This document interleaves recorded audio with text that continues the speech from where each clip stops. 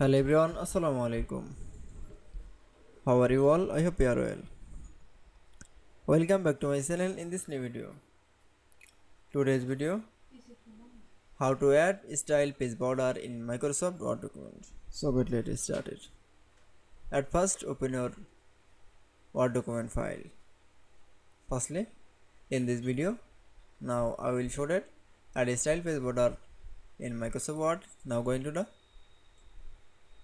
design menu option. Now click on the page border option. Then click on the art option. Now for click. Then initialize style. Now for OK. That's it. Then again another style. Now going to the page border option. Then click on the art option. Then initialize style. Then your size. Edit option. Now for OK.